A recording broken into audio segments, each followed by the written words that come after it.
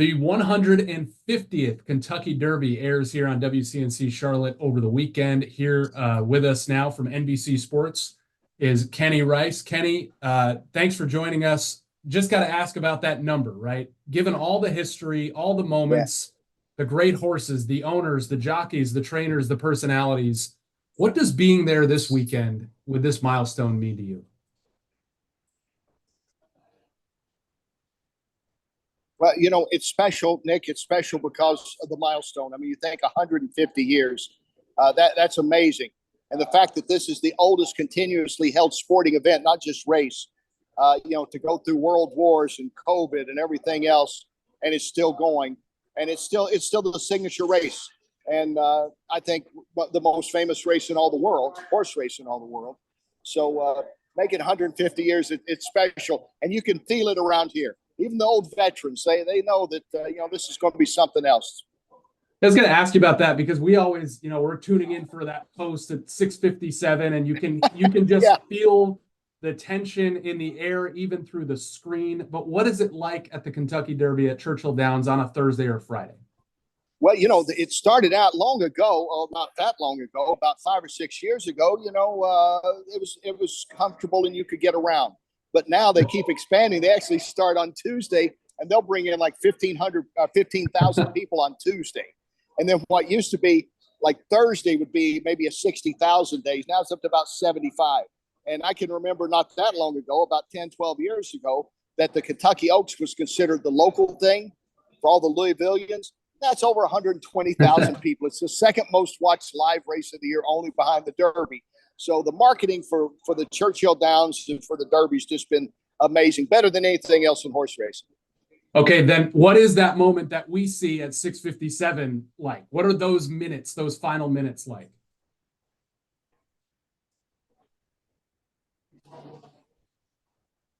I'm sorry? I was just going to ask that's kind of a couple days ahead, but what are those final minutes like before post? I tell you, the most amazing thing, and I've done it over 20 times, is the walkover. When you start and you can hear the crowd build 160,000 and everybody's taking a picture, it seems, and you get in the paddock and they know that, history's going to be made. It's either going to be the start of maybe another great horse or it might be another long shot that we never hear from again, but it's going to be a part of history. So the build up, I would liken it probably to a few other events I've seen, like a Super Bowl. Right before kickoff, something special is going to happen no matter who wins. And I think that's a lot like the Derby. All right. We just keep hearing fierceness. What makes Fierceness the favorite? What have we seen from this horse so far? Well, he won by over 13 lengths in Florida. If he comes back to that form, nobody's going to beat him. Now, the big question is he hasn't been that consistent. He started off the year kind of shaky. If he goes back to that form, then it's going to be a nice race. There will be some speed out front. He's a fast horse, but there's two good closers in here, Catching Freedom and Sierra Leone, that I think will factor in. Those are the three best ones out there right now. So before we maybe talk about some long shots or outside shots, at least, you have the privilege of walking around this place these couple of days, and so many people have so many connections. When you're talking to a trainer or an owner or a jockey, what might jump out to you to say, okay, they might have something here that we're all not talking about or seeing? Yeah, the thing is, most of these guys play it close to the vest. They're like talking to a coach, before a game. They'll give you so much. I've yet to have a trainer say, look, I'm going to win this thing. Don't tell anybody just yet. I've never had that happen in all the coverage I've done over the many years. But the thing is, you can kind of get it on their face a little bit. As you cover a good athlete, you can kind of see how their confidence level is. And there's times I've walked over with great trainers, and I could tell they're walking over that day. Their owner wanted them to put a horse in the race. They know they don't have much of a chance. And then a few times, you can see a little bounce in the step that they feel they're going to do well.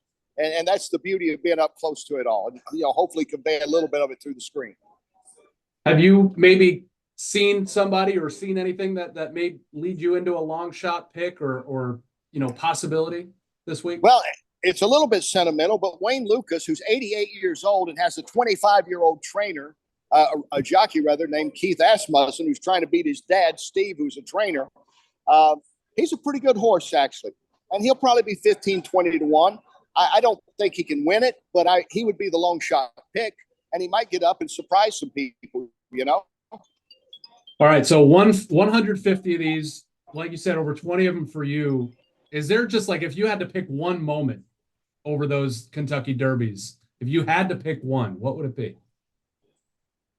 It would be American Pharoah in 2015. I mean, I just knew he was going to be special. I wouldn't have predicted he'd win the Triple Crown, but I thought he had a great chance. And the way he won the Derby, and then by the time he won the Preakness, I knew he would win the Triple Crown. A few other ones I thought might, but you could see he was going to be special one way or the other when he won the Derby out here.